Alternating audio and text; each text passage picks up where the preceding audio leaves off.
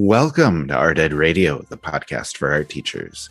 This show is produced by the Art of Education University, and I'm your host, Tim Bogats.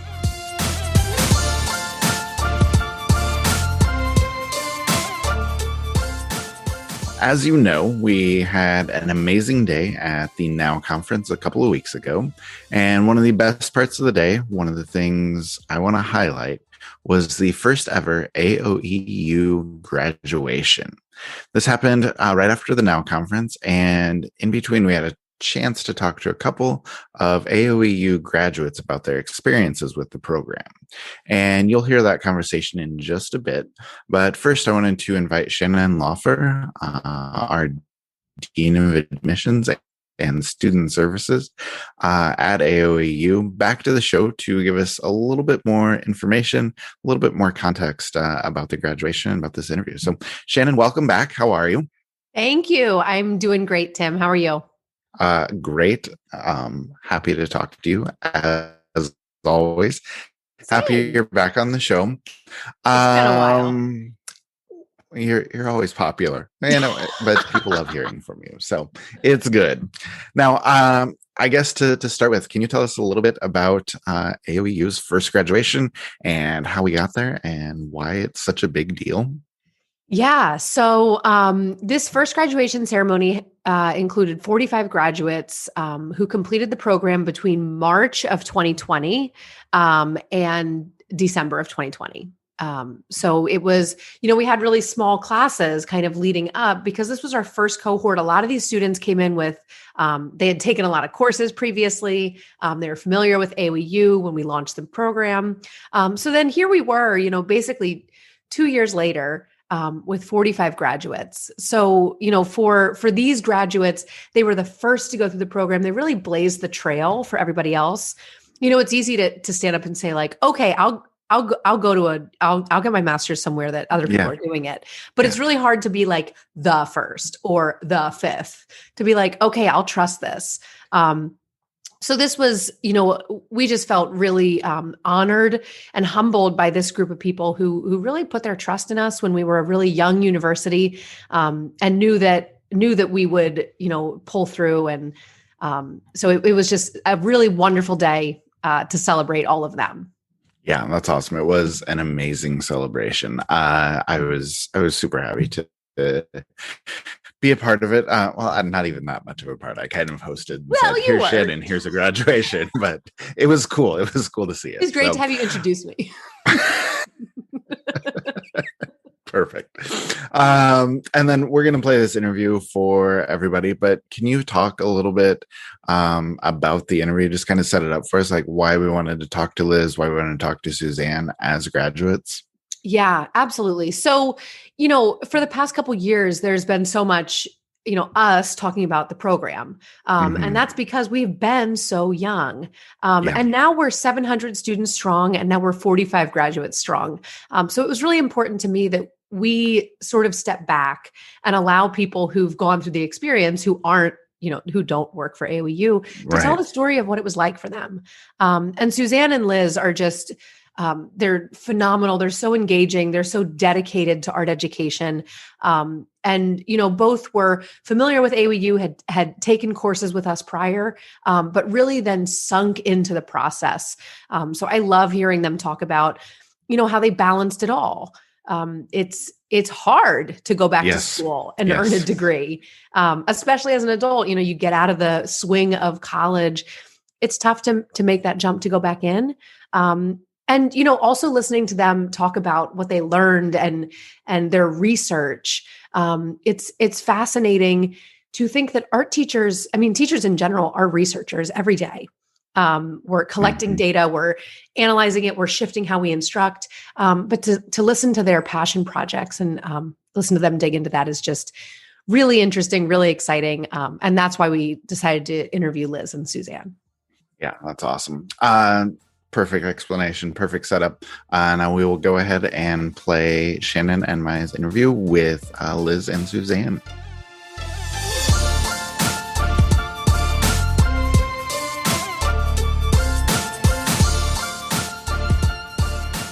Welcome, Suzanne. Welcome, Lizz. Thank you. Thank you. Great to be here. Thank you for inviting us. Oh, it's our pleasure. Thanks for joining us. Yes, and I love the fact that you both have your AOEU t-shirts on. Like, again, there's all this cool stuff that I can't have. I haven't earned one of those yet. So, right.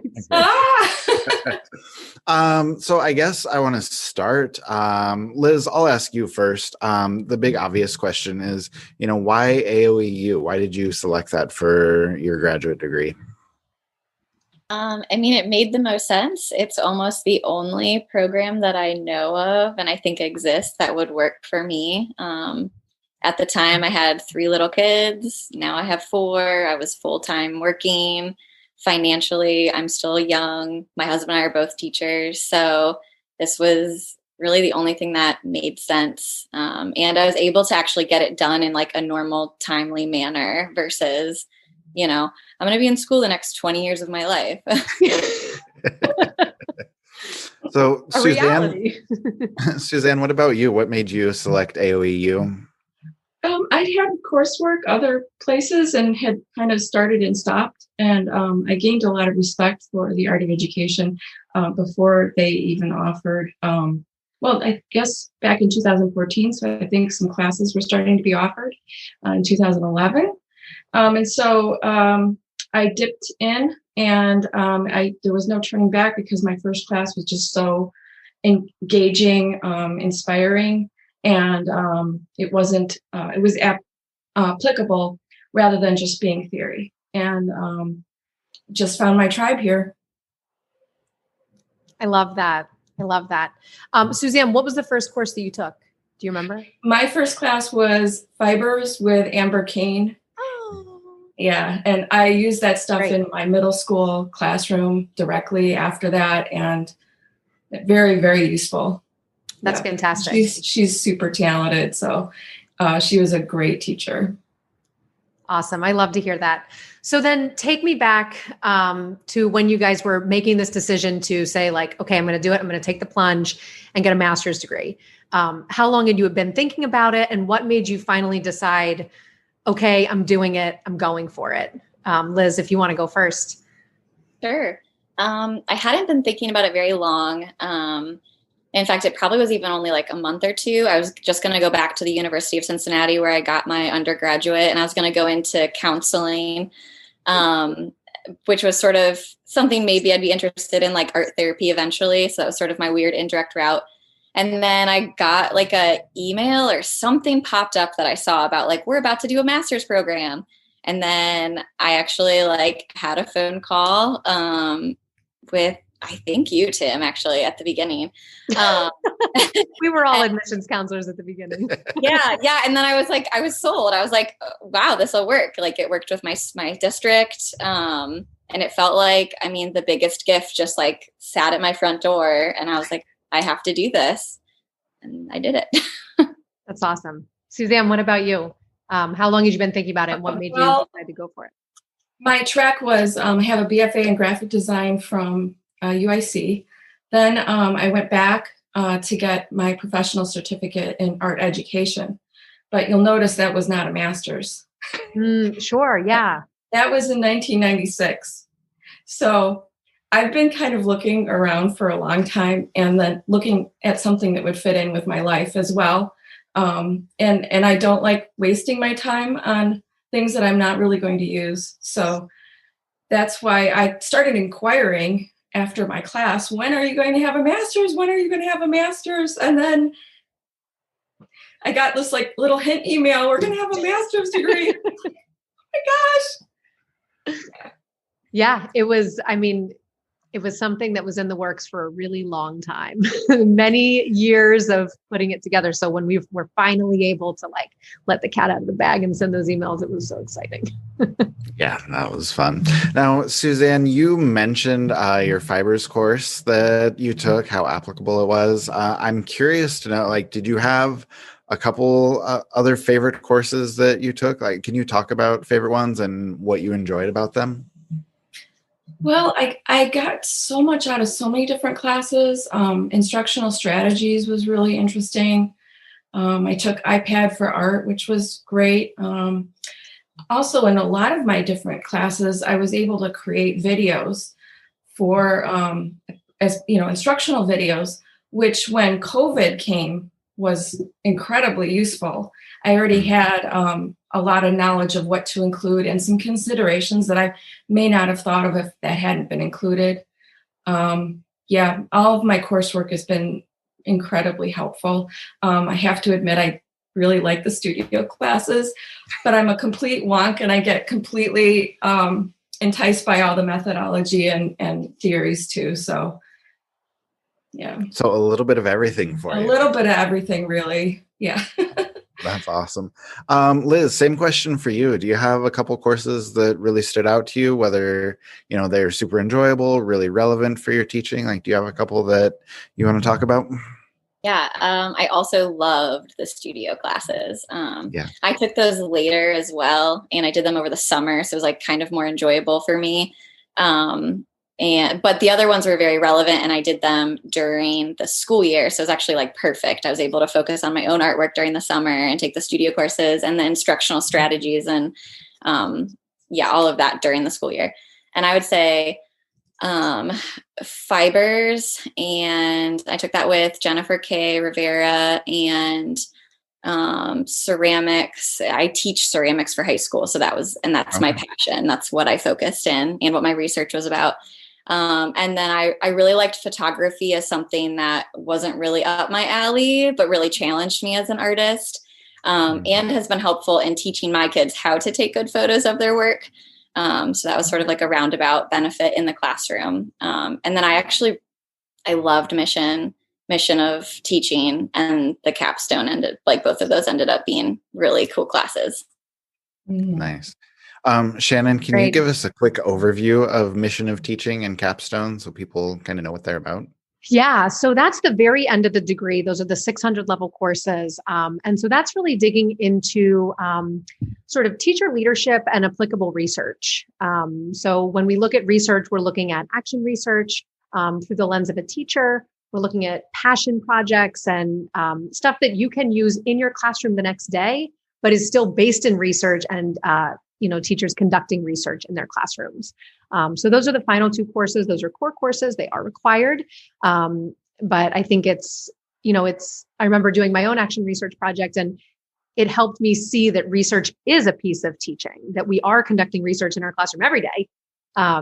It just puts a more formal lens on it. Mm-hmm. That's cool. Okay. So sorry, I don't mean to take over the interview here, but I'm very curious. Please do. Just the research thing, because I feel like teachers are, I don't want to say scared. They're intimidated by having to do research. It's something that not a lot of people have done. They don't know where to start or what they can do. So Liz, you mentioned that you did research in ceramics. Can you talk about what that looked like and, just kind of, what you did throughout that process? Yeah, that was the big question, especially at the beginning. I mean, I was like, what? Data, research, ceramics. So I did art-based research, and what that practically looked like was, it was my own research in clay. So for me, I was researching how to use texture and the medium of clay to create metaphors in my work. And I had a therapeutic lens throughout the entire course. And so, I was looking at how practically do these textures actually metaphorically relay emotions, experiences. And then not only, I had my own research made out of clay, but then I also had my own writings, poetry, reflection, journaling that was all considered data and research, and then also input from my panelists and from my classmates and Dr. Harmon, just giving me feedback on my work and how that was actually coming across. And it was really cool because I had a variety of panelists in the art world and not. It was all research. That's cool. And do you feel like that was more for your own personal work, or do you feel like that went toward your classroom and your teaching a little bit more? Both. It has impacted both worlds significantly. like push texture a lot more within the classroom. And now, I mean, I have a bunch of examples of my own work to kind of show students. Yeah. And for myself, I mean, that was a really interesting season in my life. So I have this kind of cool like monument to remember it by. Yeah, that's really cool. So, Suzanne, same question for you. Can you tell us a little bit about your research? What got you interested in it? Like why you decided on the topic you did? So my capstone research, I narrowed in on in the Mission for Teaching class, which prepares you in terms of reconnecting with what is really important to you. And then you take that into the capstone class. And I researched the studio habits of thinking. And my class and my colleagues and my professor helped me narrow that down to how I would use that. So I ended up studying the creative process and how to express and use that in the classroom. And the studio habits of mind are very authentic in terms of what artists go through and the processes that are happening in your mind, and then you're interacting with your environment, reflection, and all of the parts of the 8 habits of mind are really inherent in art making. And so I related it to my own art experience, and I reflected on that, and it spurred my own art making and gave me confidence in my own art making that hadn't, and time to do it that I hadn't allowed myself for many years. And then it's really impacted the way I teach in middle school, and using that vocabulary and using that framework for how I instruct.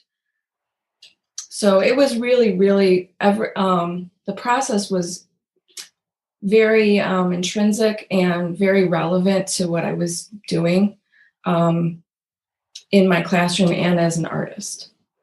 Oh, that's really good to hear. So, okay, Shannon, I'm sorry for taking over. I'll step back because I know you have things that you want to ask as well. Gosh, let me have the spotlight. Okay, so I guess what I'm wondering, thinking about going back to school is a huge undertaking and super relevant, exciting, but also I'm sure it was tough at times. Earning your master's degree is a huge milestone. So Lizz, what was one thing that was difficult about it, either academically or personally, to make it through the program?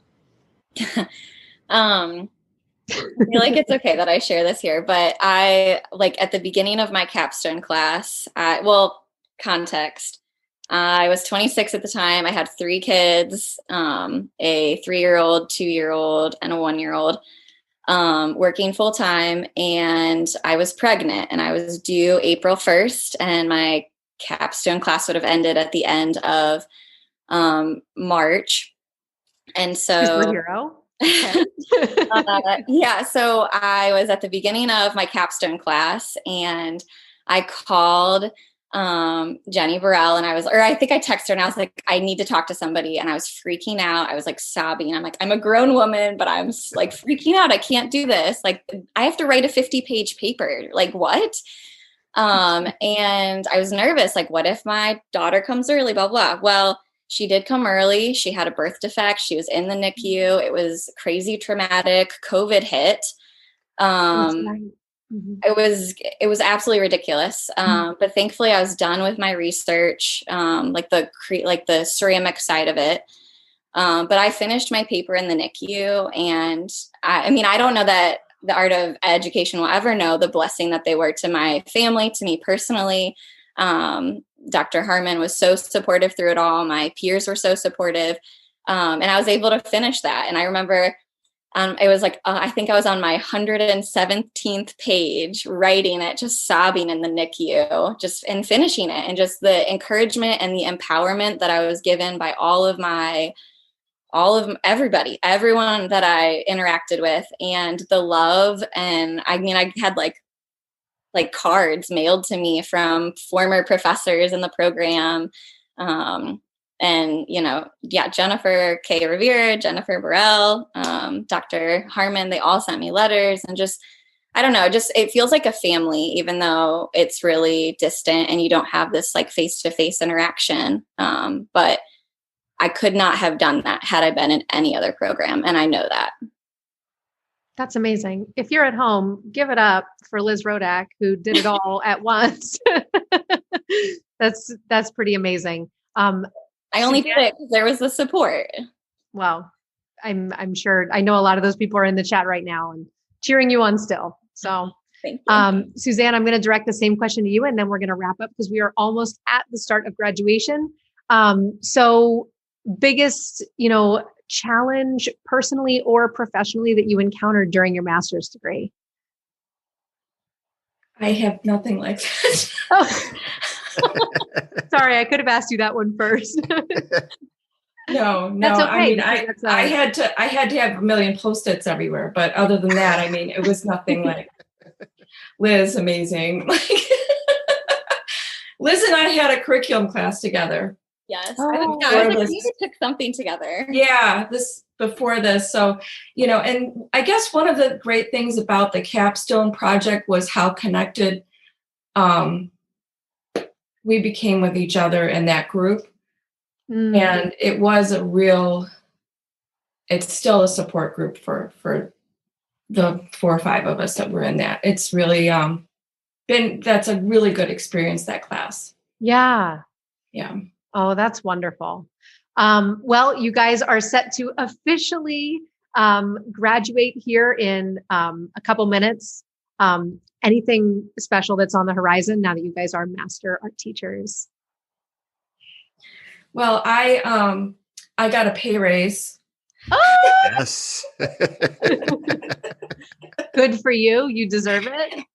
And I'm doing more art now. I made a place for my own art, and that really was in no small part to Jethro Gillespie in that capstone project, and my team of peers. So shout out to all of you. That's so great. Lizz, what about you? Anything amazing on the horizon? Just let my kids get a little bit older, and then you guys have to get a PhD program for art therapy. We don't have anything shared today, but maybe in the future. That's awesome. Suzanne, Lizz, thank you so much for taking the time to talk to us, to share your experiences. I know it's really valuable for a lot of people to hear from a couple soon-to-be graduates. So thank you. Yes. Thank you guys so much. And congratulations. Yes. Thank you. All right, Shannon, just really quickly to wrap things up before we go, if people are interested in the master's degree from AOEU, if they want to see if it works for them, what's the best course of action for them? Like, how should they reach out or start looking into the degree program? Yeah. So best thing to do is to reach out to our admissions team. Our admissions counselors are all art teachers and faculty members, and just really knowledgeable about the degree program and can help you understand how it works, how you can reach your goals, and make the best decision possible. So you can reach out to us at admissions@theartofelucation.edu, or we can link the form that you can fill out, and you give us a little bit of information when you want to start, what your goals are, and right on that form at the bottom, you can schedule a meeting. So those are the best ways to reach out and get more information to make a great decision. All right. Perfect. Thank you, Shannon, so much for talking to me today, for organizing the amazing graduation ceremony. And thank you to Lizz and Suzanne for taking time to share their experiences about the AOEU Master's Program. And of course, a big congratulations to all 45 people who are now alumni of the Art of Education University.